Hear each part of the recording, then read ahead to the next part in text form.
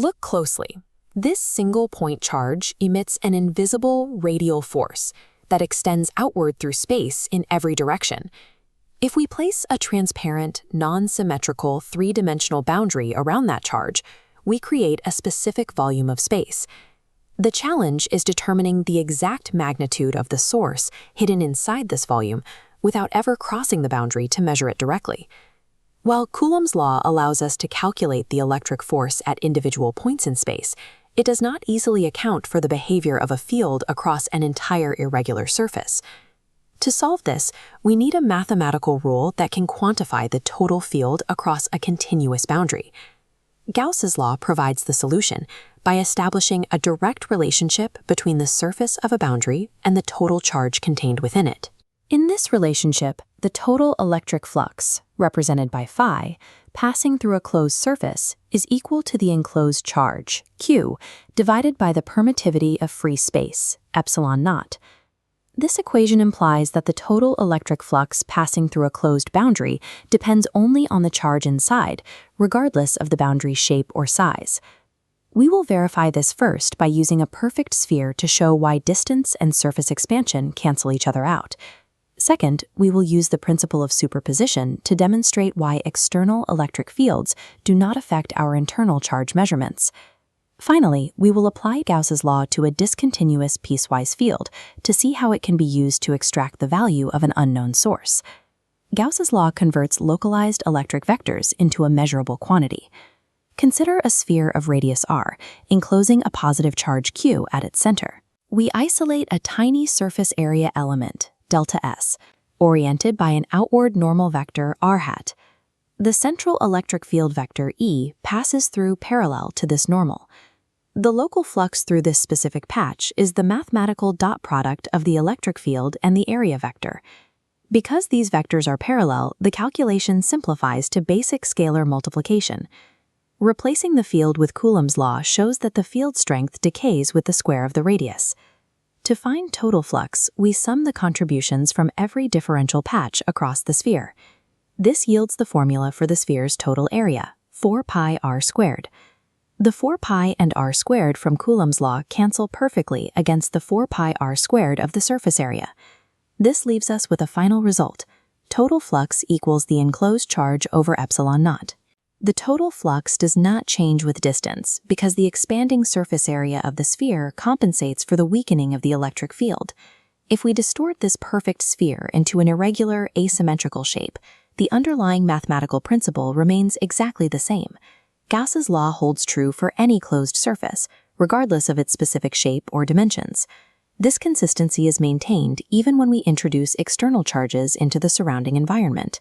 Consider an irregular boundary with an internal charge and a second, larger charge placed completely outside of it. The presence of this outside charge changes the localized electric field vector at every point on the surface. However, look at the field lines from that external charge as they enter the closed boundary.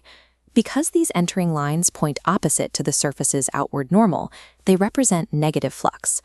Those same field lines then pass through the volume and exit through the other side of the boundary. On the exit side, the lines now align with the outward normal, representing positive flux. Since every field line that enters must also exit, the negative and positive values sum to 0. The net flux across the closed surface measures only the charge enclosed within it. External charges add nothing to the total sum. External forces distort local vectors, but the net flux remains unchanged. The closed boundary calculates the net charge entirely independent of the outside environment. We can now apply this to a specific case involving a discontinuous piecewise electric field.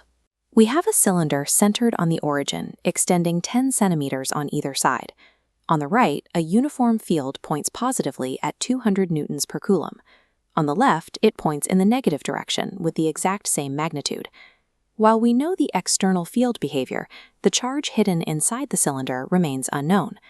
We solve this by analyzing 3 distinct surfaces: the right face, the left face, and the curved barrel. On the curved barrel, the outward normal vectors point perfectly away from the central axis. These vectors are perpendicular to the horizontal electric field lines. Because they are perpendicular, the dot product is 0, meaning no flux passes through the sides of the cylinder. On the flat right face, the electric field and outward normal both point perfectly in the positive x direction. These parallel vectors produce an outward flux of plus 1.57 Newton-meters squared per coulomb. This approach reduces a complex three-dimensional calculation into a series of manageable, flat surfaces. Finally, we evaluate the left face of the cylinder. On this face, the electric field points in the negative x direction, and the outward surface normal also points in the negative x direction. Multiplying two negative vector components results in a positive scalar. Even though the field is pointing to the left, the flux is moving out of the shape, giving us another positive value of plus 1.57. We can now sum the flux from all three surfaces. Adding the values for the left face, right face, and barrel gives us a total net flux of 3.14.